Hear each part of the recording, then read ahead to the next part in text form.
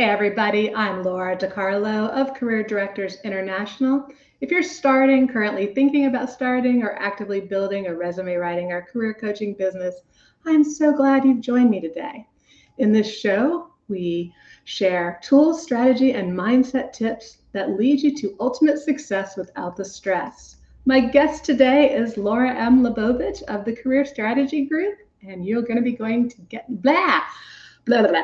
You're going to get to know her soon. Hi, Laura. Welcome. Hi, Laura. It's so good to see you. Miss you. I know. It's wonderful to have you on the show today. Thank you.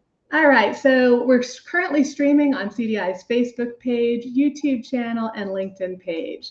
But listen, the platforms don't do a great job of showing me who you are when you comment in the chat. So do me a favor, please put your name when you comment so I know who I'm talking with.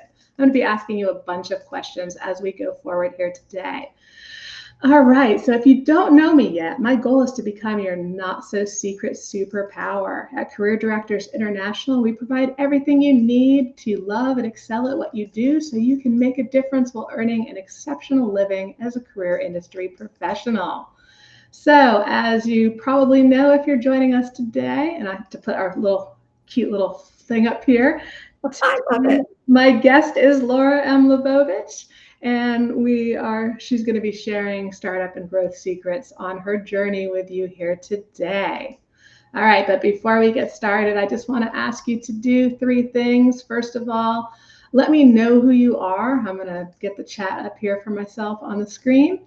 Let me know who you are in the chat. Remember, you need to put your name in so I know who you are. But maybe give me a hashtag newbie as if this is the first time you're joining me and you have no experience with CDI, or let me know how I know you. Do something clever, some secret hashtag that lets me go, oh yeah, I know that person. Hi, Anita, welcome. Second, if you have questions, share them in the chat as we go, and I'll make sure to ask them of Laura, see if she will share her wisdom. And third, if you like what you hear today, be sure to like, follow, and subscribe because we're always sharing these great success tips every Wednesday at 3:45 p.m. Eastern. All right, so continuing our journey of startup and success secrets of self-employed resume writers and career coaches, I am super thrilled to introduce my amazing guest, Laura M. Labovich of the Career Strategy Group. So let's go ahead and get to it. Listen, why don't you say hello to Laura in our chat? Welcome her here, the time she's spending with us today. And while you are doing that, I'm going to tell you a little bit about her if you're not familiar with Laura. So she is the CEO of the Career Strategy Group, a boutique outplacement firm based in Washington, D.C., collaborates with more than 120 companies, nonprofits, and associations across the nation, helping them to nurture their workforce through the inclusion of personalized outplacement services, career management services, and resilience and workplace training solutions. In addition, the Career Strategy Group has helped thousands of job seekers around the globe manage their careers and land meaningful jobs they love. Before founding the Career Strategy Group, Laura recruited nationwide for Walt Disney World and developed the first college internship program at America Online.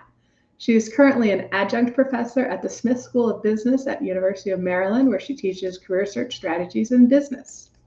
Laura's advice has been featured broadly in national outlets, including the Washington Post, Washington Magazine, U.S. News and World Report, Sirius XM Radio, Chicago Tribune, NBC6 Miami, along with dozens of others.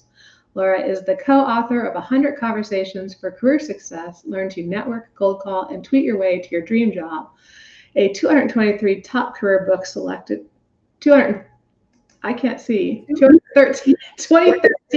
top career book selection by Forbes.com. See, I knew it wasn't 2023 because as I was reading it, I was thinking, I remember when it was a Career Innovator Award, right?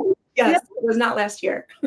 Yeah, and I was like, that was not last year. You are blind. You are blind. You should have seen me trying to find my glasses last night.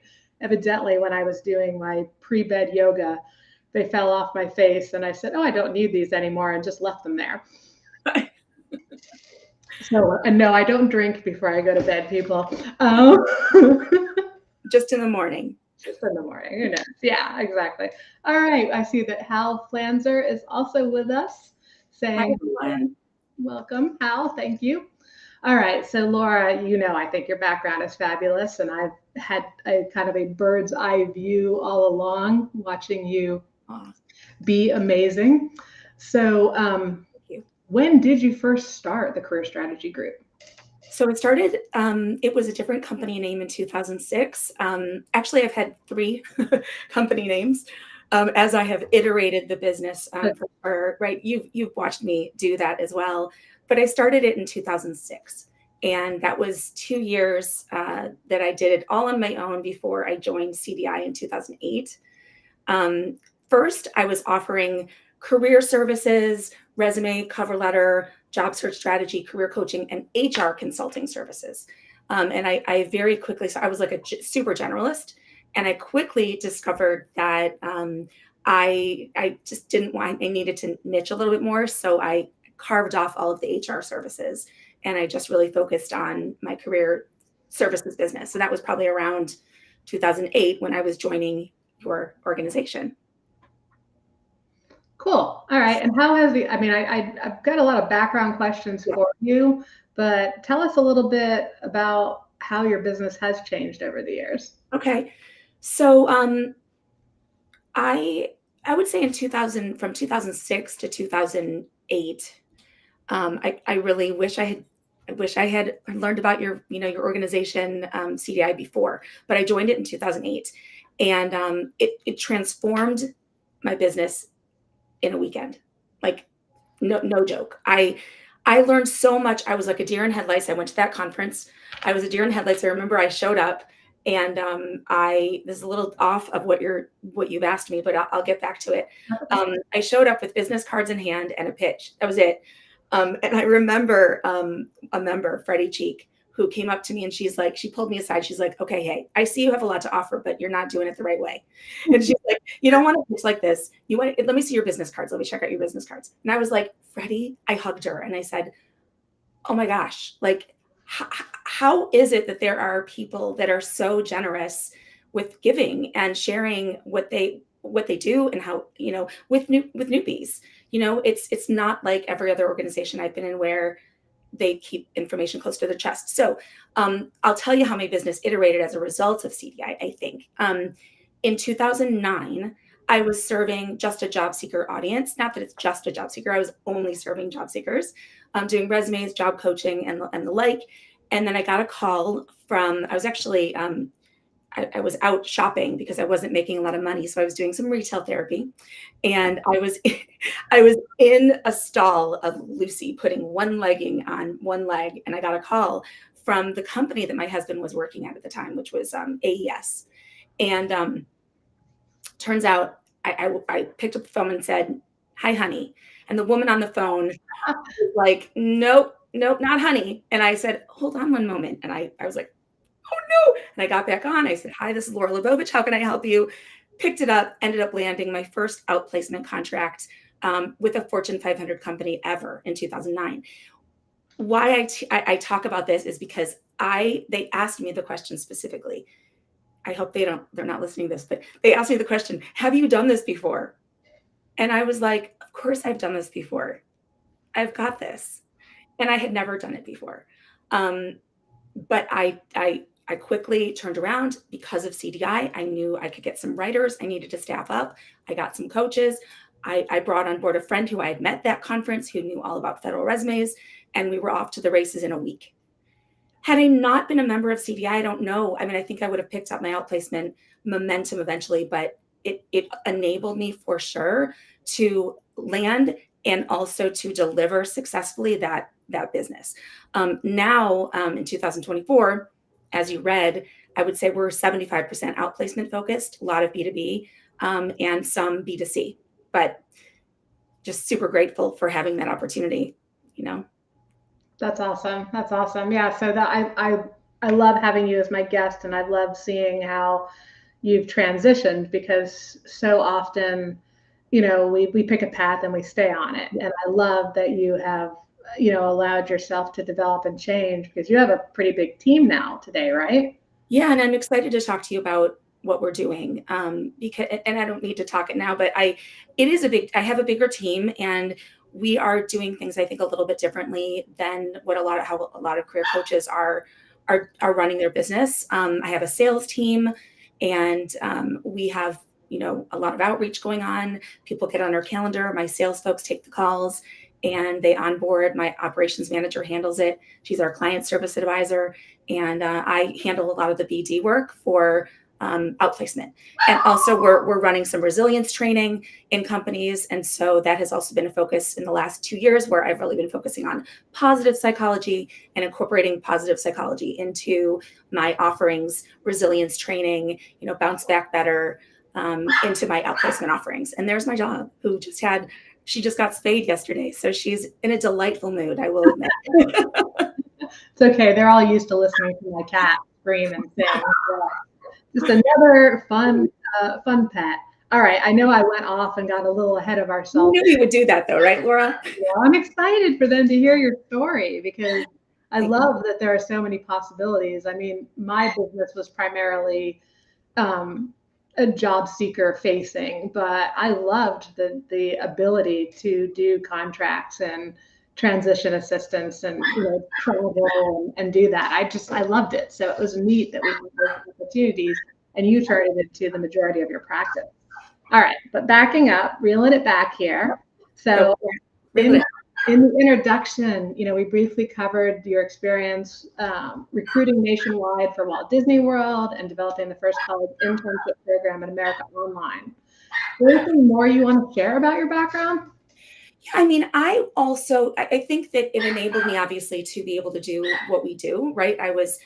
When I recruited for Disney, I would travel from school to school, and I did that for 7 weeks straight. I would interview sometimes 5 people at a time, 300 people in a night. It was exhausting. It was very exciting to be 23 years old and to not even have permission, authority to rent a rental car without my mother's signature. But yet here I was traveling around the country recruiting for a college program. And that was the program that I had been on initially. So it was really exciting. In addition to that, I worked at PwC for a short time in their change management function. And I worked as an advisor, sort of a HR advisor for Adecco staffing. At the time, it was called Beeline.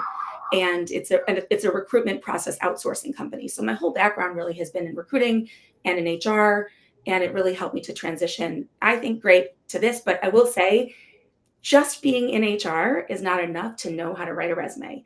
I cannot tell you how many times my HR colleagues will be like, I've seen all sorts of HR, I've seen resumes, I know how to write a resume. And then behind the scenes, they're calling me and saying, I need your help. Yeah. Exactly. So, it's not the same thing. I saw so many resumes when I was working at AOL, and we were recruiting at Harvard and Yale and all these places, and the best of the best, right? The students just had the coolest hobbies on the bottom of their resume. But nope, it still wasn't enough for me to understand the complexities of writing a resume like I did when I, started to get your certifications. Exactly. I remember when I wrote a resume for my first media specialist. I mean, she was turning people into influencers and brand leaders. And I was still pretty new at what I did, even though I'd already won an award and blah, blah, blah. But I was so surprised. And I've always been pretty transparent with people, as you know. So I was like, what? I'm surprised that you want to hire somebody.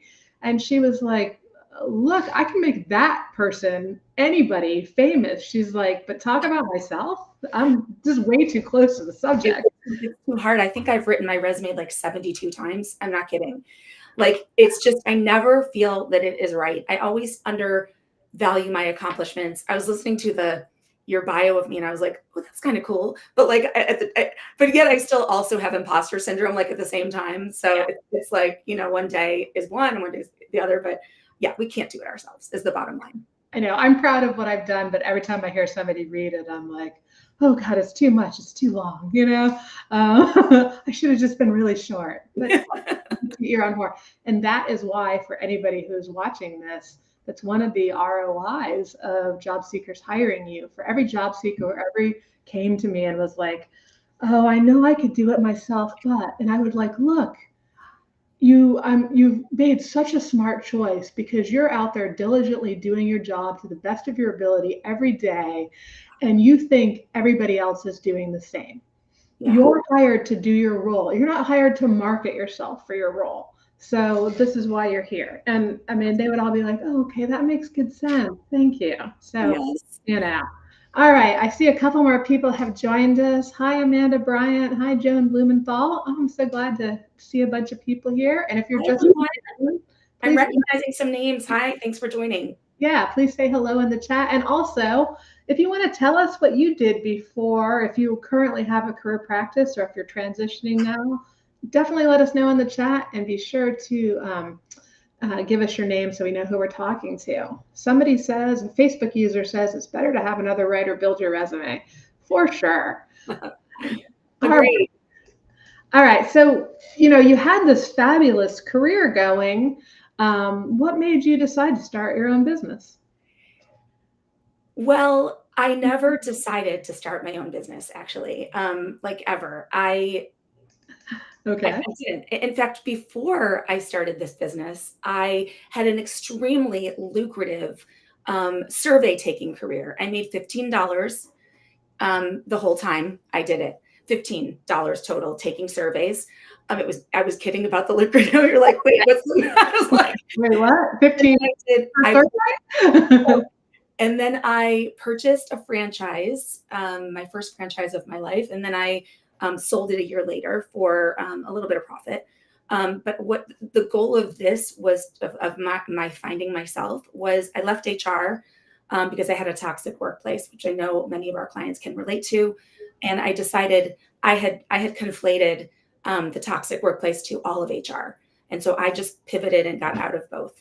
And then I said, I had kids. And so I wanted to be with them. And if anyone knows me or knew me back in the day, they would say, Laura only works till 3. And it was true. I really built my entire business only working till 3. And I'm great. I am very proud of that. I really am. It was not easy, but I did it. But the thing is, it was so organic. I remember taking a federal resume writing course, and the woman who was really, really sweet, she's like, you're going to own your own business one day. And I'm like, I am not a business owner.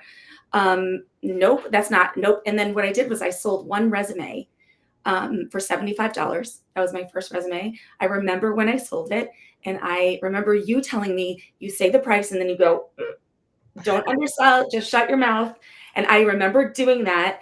And I said, it's $75 because I knew I was going to say something like, but right. Like, but whatever. And I didn't. And he was like, okay, I remember. And I got it done. And then I was like, oh my God, I can make money from this. This is so cool. Oh my God. So that was in 2006. And then I just started to learn, right? Like as soon as I joined your organization, I took every opportunity to go into the archive. Oh my gosh. Marketing on a shoestring. There was a webinar I remember about outplacement by a woman named Gail Frank at the time. And I listened to that like 20 times because I knew I wanted to be an outplacement. And I just remember all of the webinars that you had. I just dug into them, how to do an ATS, there were so many. I mean, I really do remember the marketing on a shoestring one because I thought it was so unique. And of course I was on a shoestring at the time for sure. But then I just grew from there. I really never set out to own a business. It just happened. I ended up really loving the startup phase of the business. I really loved it. In fact, when I transitioned into the growth phase of the business, I realized I don't like it. I'm actually, that was the last probably 5 years of my business have been rough, but now I'm over it. I've learned how to scale. I've learned, I hit the plateau, and then I was like, okay, now I get it. I know what I needed to do to change. But like just answering your question, sorry, I didn't set out to start a business. I just enjoyed it when I was doing it. Well, hearing that I think is so important for anyone who is thinking about or struggling with or starting, because a lot of times it happens that way. Somebody is like, thank you for helping me with my resume, a friend. And they're like, you can make money at this. Or, yeah. I looked around and people wanted this amount. And it's like, oh, light bulb moment. You had no idea. I mean, I didn't set out to start a business either. And Right. That's just, right. I always say I kind of fell backwards into one, similar, totally different, but similar. Yeah, it is. Yeah. So also, guest viewers, let us know in the chat why you started or want to start a career industry business. I'm always interested in these stories, and you can be a future guest. I'm gonna go get my little girl right here and come here, Sadie. Come sit. Come sit. Come sit. Come sit. Okay, here we go. Hi again. I'm back. No problem. All right. So you told us that you found CDI about a year or so into the formality of your business. Yep. And you've told us a little bit about what role CDI has played in the success you've achieved. But tell us more. Of course. Can never be enough CDI. I mean, I really have to say that I tell everyone and have told everyone since I've joined that, in fact, I do also relay the story to my clients, that joining one association, and yours is the one I always mention, but my clients don't know what it is, but joining CDI was the single most important decision I made for this business because number one, it gave me the confidence to know that I can make money doing this thing that I think I enjoyed, right? And it gave me a ready-made group, a community of people who were also already doing it and doing it successfully. So I knew who I needed to do how I needed to do market research and how did they do this and how did they do that. And the people that shared, they really shared. They were very, very generous. That's the one thing I say about CDI is you bring the best people in. They really are. They want to bring other people with them, and so I loved that. I loved that about it. I think the learning was great. I mean, you have really grown and changed your organization over the years. So in the beginning, for me, the conferences and like the webinars were really a big thing. And then now I just really enjoy the networking because, I have an established business. And so, but there's still something for me because I love the networking when I get onto these calls. And I meant to tell you this, that the last call I was on, Erin Kennedy was also on. And I have not talked to Erin in probably 12 years. And I don't think we ever really talked, we connected so quickly and so easily that now we're going to do like a mastermind group. And it was all because we both went to that networking call. And so I bring that up to say that even now as an established business owner, I get a lot from this membership and your done for you guys. I don't know what you call them, but is that what it's called? They're the done for you white label job seeker tip sheets. Oh my God. Amazing. Like anything that you want in terms of content, I think that you either already have created or you will, if someone was like, hey, I really need this, Yeah. And you can use it for so many things. You can use it for a speaker giveaway. When you're on stage, send me your email and I'll give you 10 tips for this.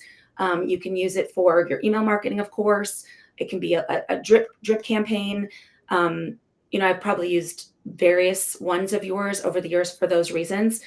And they're white labeled. So no one knows that it's from CDI. So it's really great. I mean, I have enjoyed watching you grow, watching CDI grow, and being able to sort of get different things from the organization over the years. Awesome.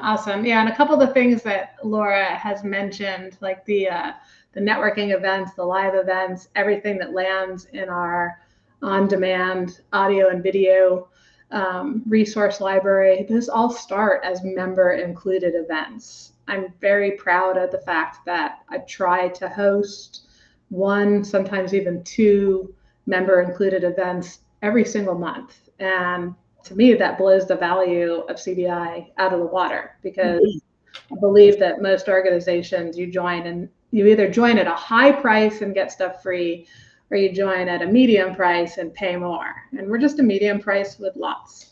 I don't even think you're medium price. I think you're right. Like it's a perfect price point for what you get. You make your money back in one client. I mean, it's incredible. I cannot imagine someone joining and being like, I didn't get a single client in a year. Like it's impossible. Right. It's literally impossible.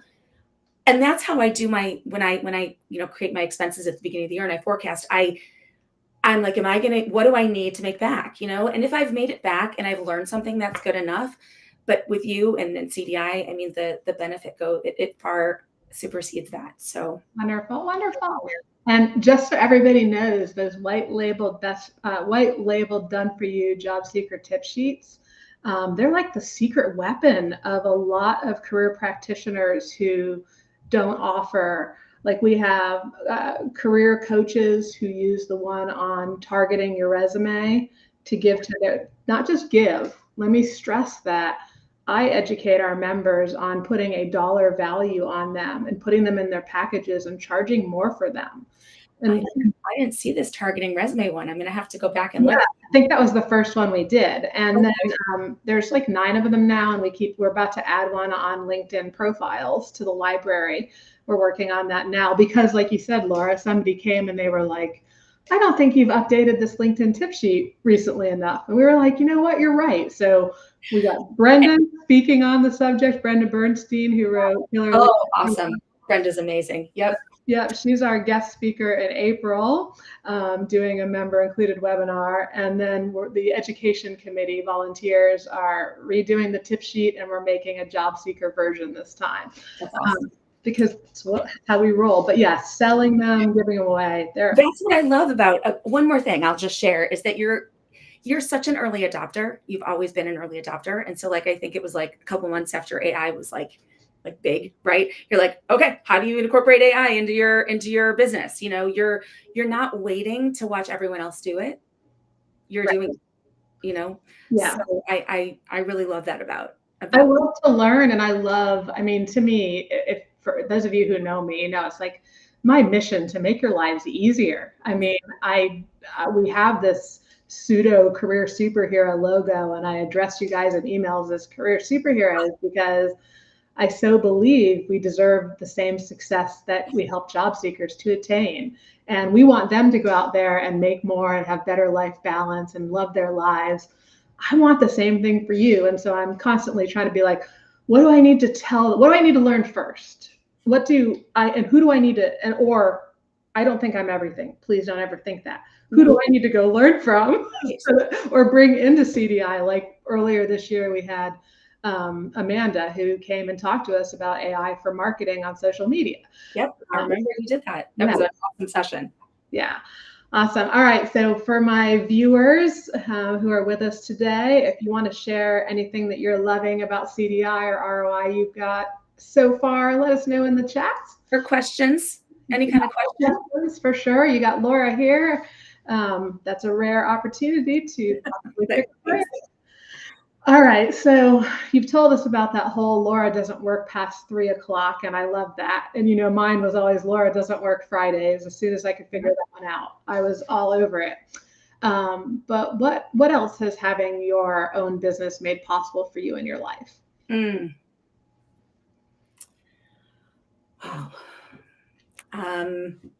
Well, so many wonderful things.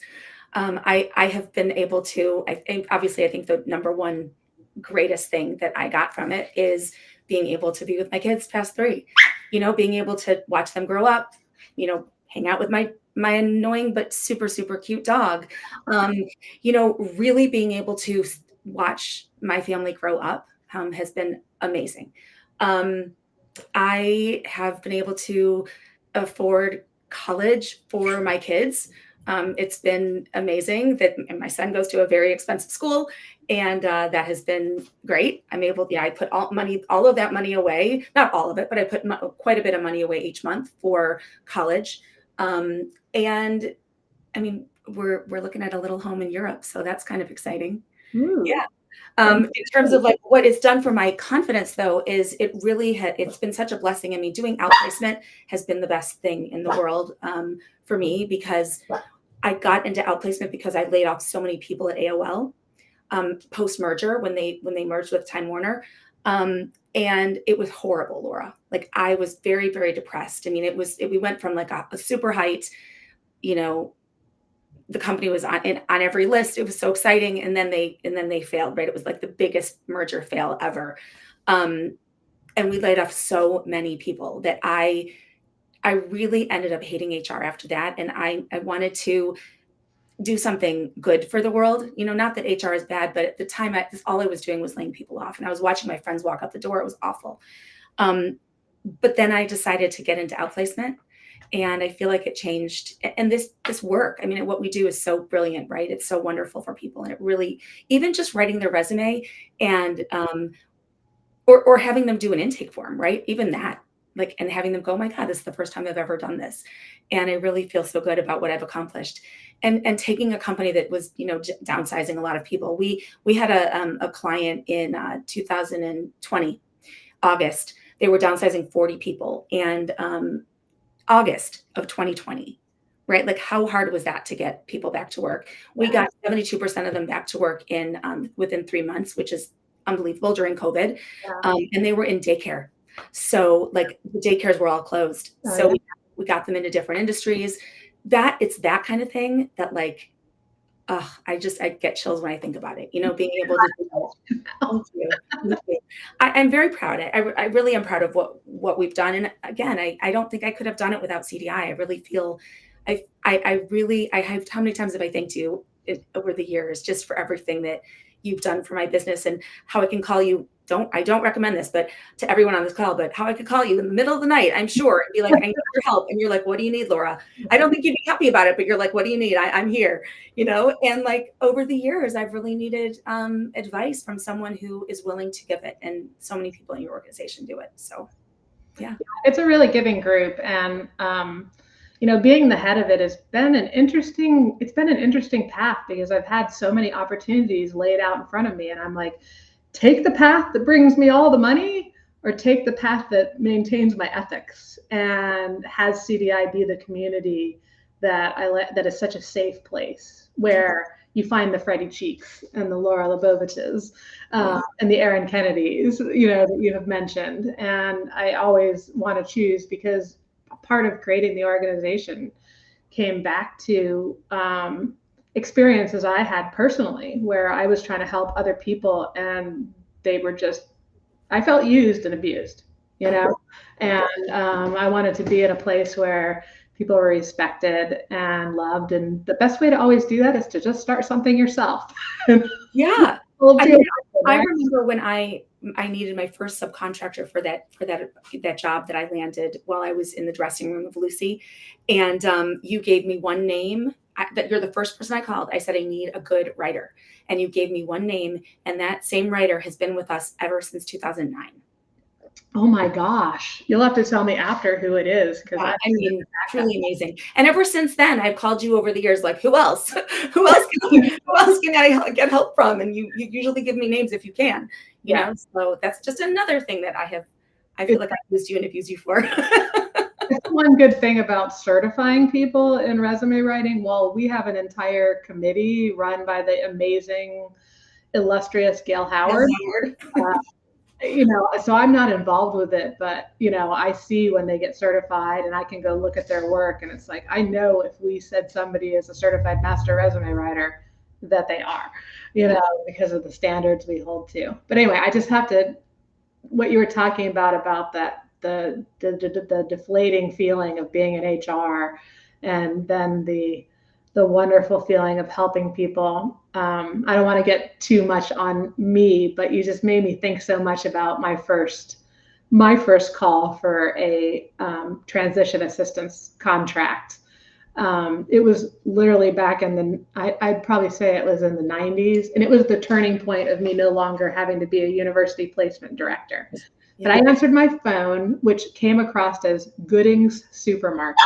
Yep. I remember going to Gooding's in Florida. Yeah. There all the time. Yeah. There's still one, I believe, in Orlando, but it said Gooding's, and this nice older gentleman asked me about my pricing, and we hung up, and I thought, because he'd asked about entry level and stuff, and I thought, oh, he must be looking for like his daughter.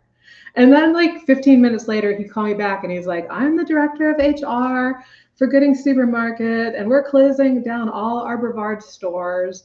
And I ended up landing the contract. And I actually used space at the business school that would eventually become a university to do workshops, and I did one-on-one services from my home. But I remember at first getting that contract, and I felt so bad for these people losing their jobs at the holidays. But it was one of the more rewarding things. It was probably the most rewarding thing I did at that point, to be at scale helping Yeah. people and Yes. getting to know them personally, and knowing people when they hire people like us, that they're getting quality that's going to help them, not flounder and Yeah. not be out there alone. And it's such a good feeling. It's such a good feeling. And I mean, whenever I get a call from an HR, director or VP, and they will say to me, I really need you to take like really good care of this person. We really don't want to let her go. Or, we don't have money. We don't have any money. That's why we're letting them go. But we also want to take care of them. And how can you help us? Like, Yeah. can you give us a package that is affordable, but also supportive? And, we have sort of tiered packages, but we also will customize because I am a small woman-owned business, right? So, but it's a gift. I feel very, very lucky to do this work. Yeah, I think it's wonderful and rewarding, and I'm glad somebody amazing like you is out there. Thank you. All right, we have a Facebook user who says, having worked in outplacement for nearly 3 decades, I can say that I still love picking up and empowering downsized employees. Yes, you're perfectly timed with what we're talking about I here. think I may know who that is actually. And hello, if it's who I think it is. Yes, Yeah. and it is. It's very rewarding. Wonderful. All right, so viewers, what's having your own business made possible for you? Or if you haven't started yet, what are you dreaming of having be possible? Flexibility, time with your kids, Fridays off. Let us know in the chat. All right, Laura, what's one thing you wish you had known when you first started your business? Or if you were starting today, what's one thing you'd have done differently? I know you mentioned joining CDI, but earlier, but is that the thing, or is there other things? Oh, for sure. I would have loved to have done that, but I don't know that in honesty, I don't know I was ready for it because I was still so all over the place. Like I had not made the decision to sort of offload HR consulting.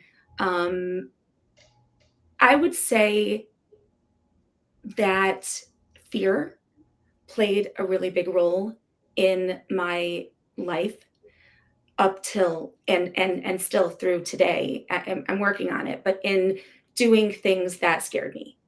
And I think one of the first things that we experience as a new business owner is the fear of not even getting a single client. Yeah. Right. And I think that if I could just give any advice to folks, I don't know if there's any really big newbies on the call, but I think it would be, it'll come. They'll come. They really will come. Whether or not you will be able to sustain a previous $200,000, $300,000, business, to cover the job you had before, that I don't know, right? That takes a different level of commitment. It takes a lot of work. It may end up making a business, having you create a business you don't even love it running anymore. But you will get clients. I love to assure people because I think fear does limit so many people and it keeps them from a growth mindset. And if a growth mindset is not one that I always had, I think prior to going into business, but owning a business has allowed me to be scared about a ton of stuff. And I think you get a little more used to it, than when you're not a business owner. I'm not saying that people who work in corporate aren't scared too, but, for me, I'll just give an example. Like, when there's a recession, we are very, very busy with outplacement. And when business is good, outplacement is a little slow. So I need to focus on how do I get those job seekers again? And so it's those decisions, really kind of going with the flow of the marketplace and really being ahead of trends and identifying, what's coming next, like AI, for example. How is AI going to affect us? Doing a SWOT analysis. Do I adopt AI or do I fight with AI? I was just having this conversation with Cliff Flamer about how, you know what, we got to get on board. AI is here to stay, and I don't hate it. I think it's cool. I want to find some ways that I can incorporate it in my business. I think that's a good healthy attitude. And also it's a growth mindset that I've developed sort of over the years of having so many business coaches and failing again and again. And it has helped me, I think, work through some of those issues. I'm still dealing with them, but I'm taking a 9-month positive psychology class that has helped a lot with that. And pivoting to still doing things that scare me, I think every day is really important. Yes, yes, especially when you have, I think when you're self-employed, you have that goal. It's almost, I won't say it's easier to allow yourself to go into places that you fear, but you have something on the line. Like having a job, it's like, well, I can get another job, or maybe I don't do something that that I have fear of. But when it's your business, it's like, what are you willing to do? Like one of the things I read super early on, because I'm very verbal about this. I'm very much an introvert. I know it doesn't look like it on the outside. What? I can remember being at the second CDI conference I ever hosted, and I was standing there in the room, being on the stage, talking, educating, even being one-on-one, whole different ballpark. But being part of the group, I stood there and I was like, I got to get a coach because I have absolutely no idea what I'm doing. And parts of my board were like, oh, it'll come with time. And I'm like, I don't have the time for that. But that's not a fear thing. But I mean, I'm like, I was so terrified. Here I wanted to like have a business and be profitable, but every time the phone rang, I almost wanted to die because I knew somebody was just going to be ready to yell at me on the other end about what my services cost. But I remember reading somewhere an exercise about, it's that whole life passing before your eyes kind of thing. Yeah. And yeah, the short version of it is I just like, whenever I'm like, do this, don't do this, I think about, okay, I'm sorry to be so morose, but I'm like, I'm on my deathbed. Am I proud of what I've done, or do I have regrets?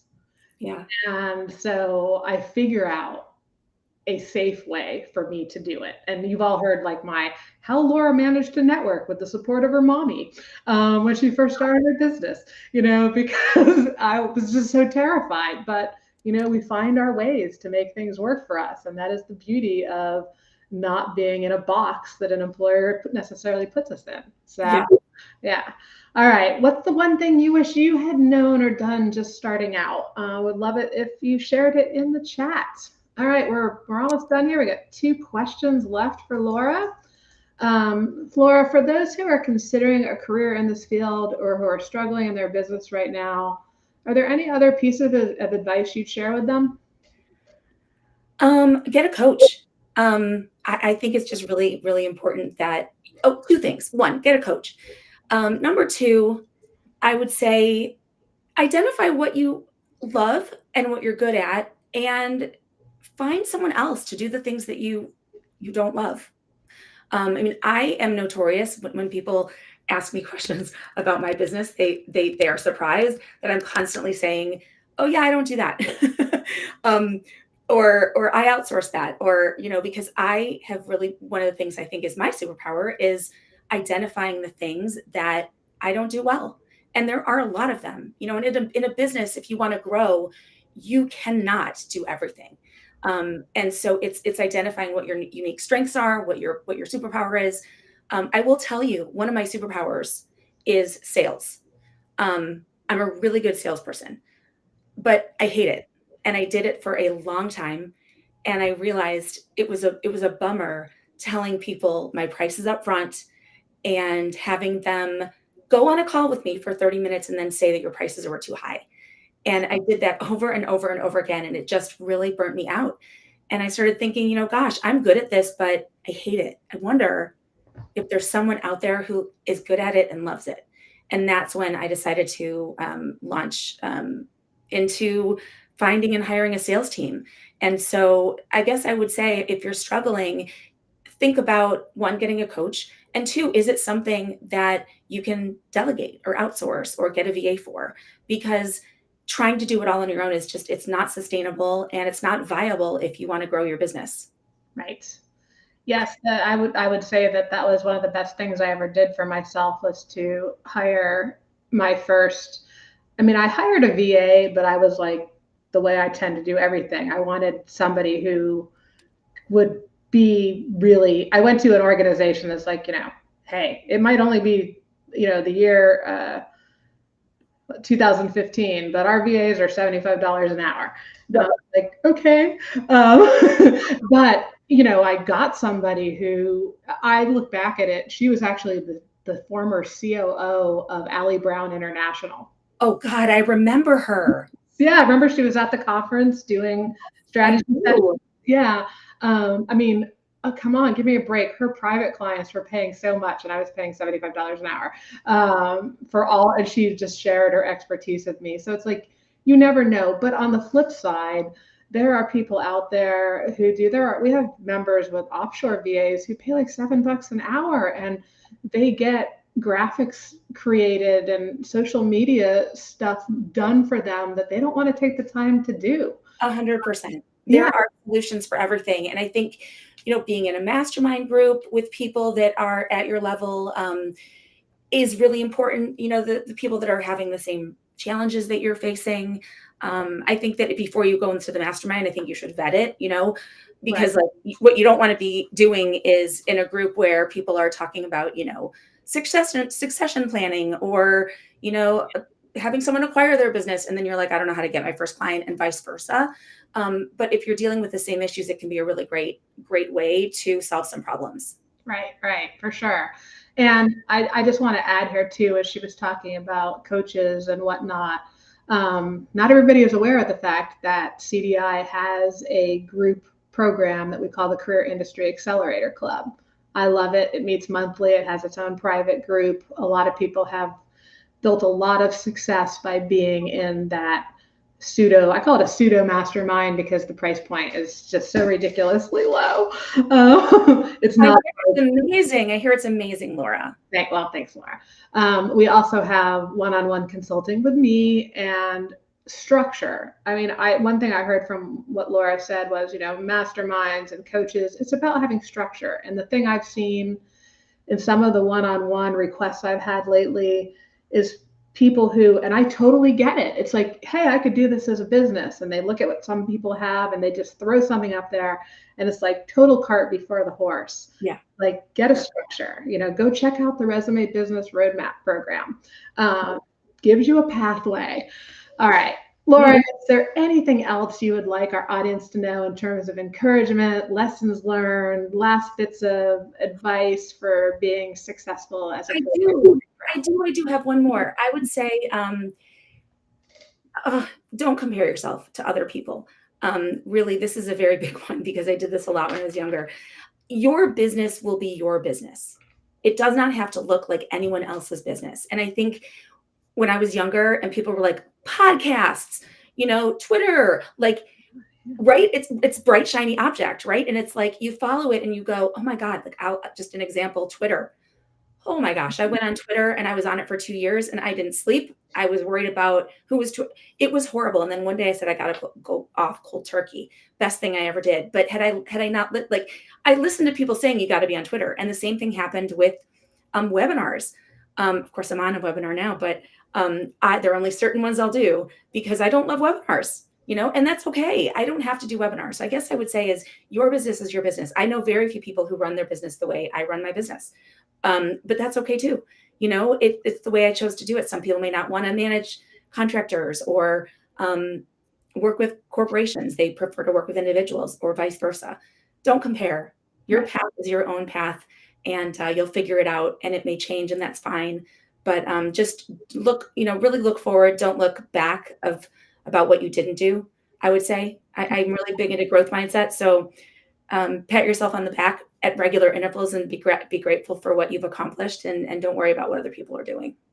That is such great advice for sure, because I've tried to write on this and I end up going down these twisty paths all the time about all the different examples I want to give. But I see a lot of times people look and then they feel guilty, like, well, I'm not charging that, or I'm not, I don't get it that way. Well, you just haven't do you need to have that? And B, is it your time yet? I mean, everything has its season, right? And maybe that's not even what you want. It just looks bright and shiny, and because it's working for them, you want it to work for you. When I say the only person I try to compete against, I try to do this, okay? I try to do this and say the only person I'm competing against is myself. I wake up and I try to make myself happy today. And the people who come into my sphere, because I used to have a mom, you know, she's passed now. I love her, but I didn't need anybody else telling me what I would, because my dear mom would always be like, well, that's not how so and so would do it. And I always was like, all the time, like, oh, so, you know. Yeah. And I think it's so important, like what you said about, do I want to do it? Yeah. Do I want to do it? You know, I think if you look at everything through that lens, and also if someone says, oh, you should be podcasting or you should be doing this, should is not a great word. So I think, you know, really before you go forward with something, vet it, you know, listen to your intuition.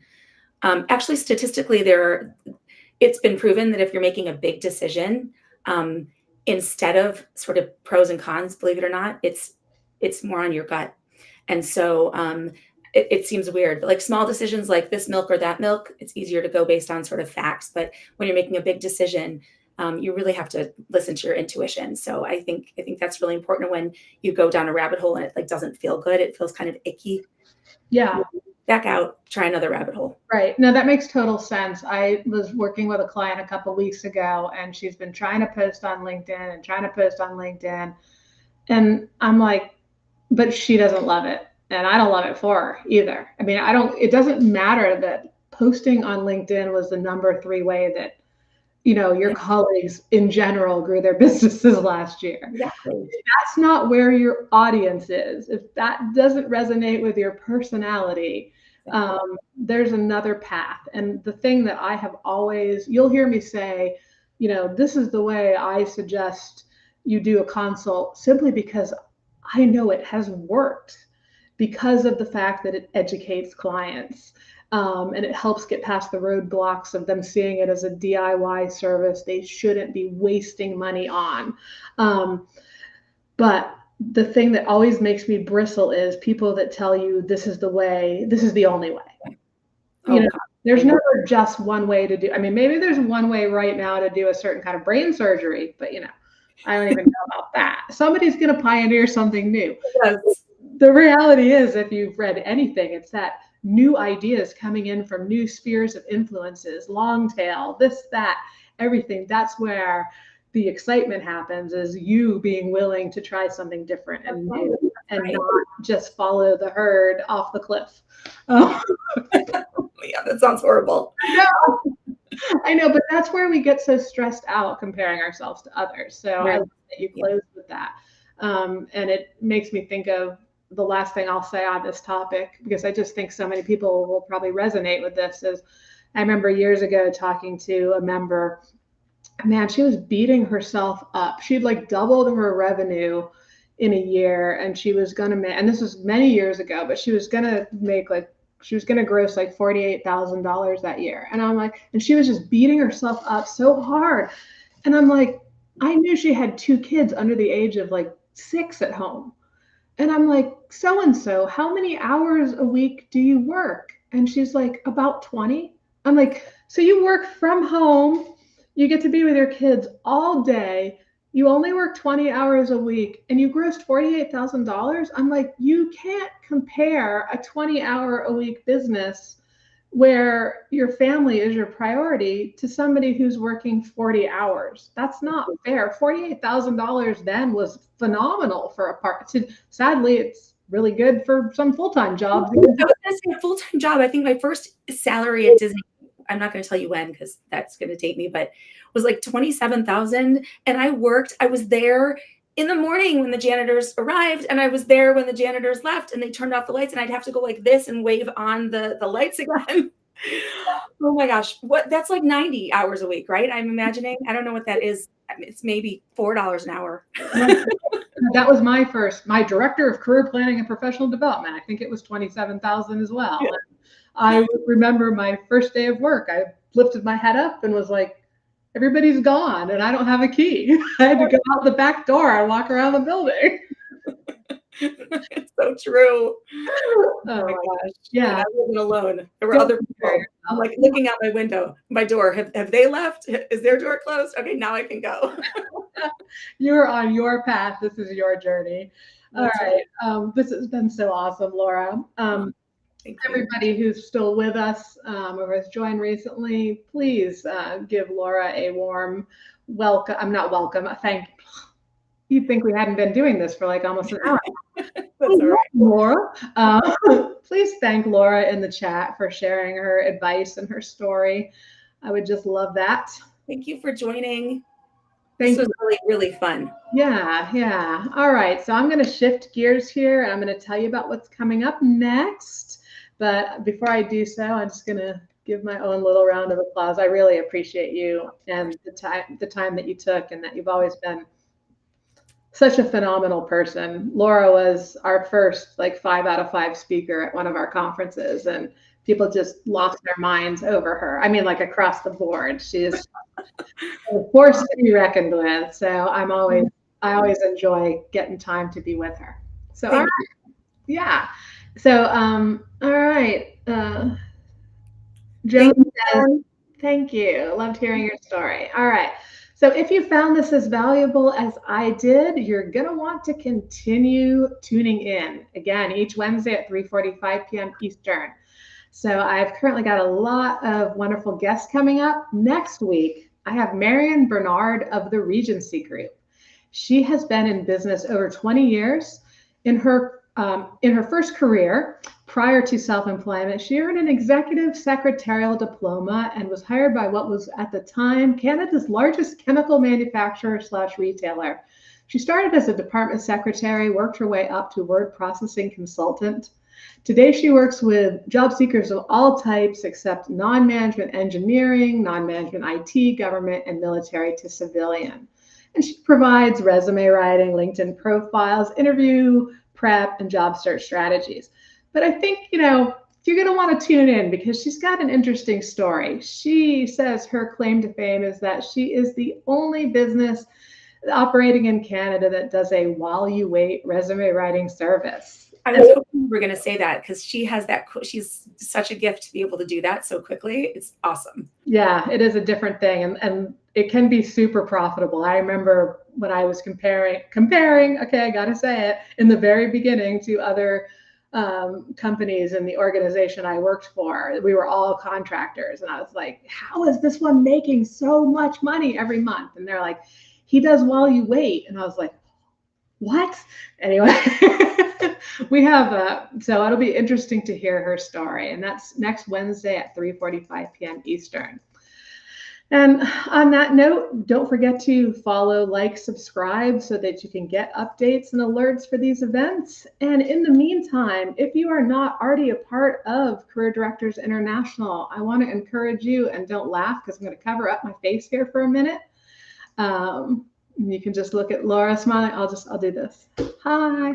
Anyway, head over to careerdirectors.com, click on free stuff, and you'll see this amazing page. We actually have a testimonial from a now member talking about how he built a 6-figure income just using the free resources. So I always like to say, check it out. There's so much goodness there, enough to keep you busy if you're on the wait list right now waiting for us to reopen membership. But there is a lot there. So I would strongly encourage you to do 2 things. One is take the quiz that's on the page. It'll help you identify your #1 blocker to success in your path as a career industry professional. But more importantly, it will curate all of those free resources and point you to where we think you should start, so that you can focus in on what's going to get you the most momentum the most quickly.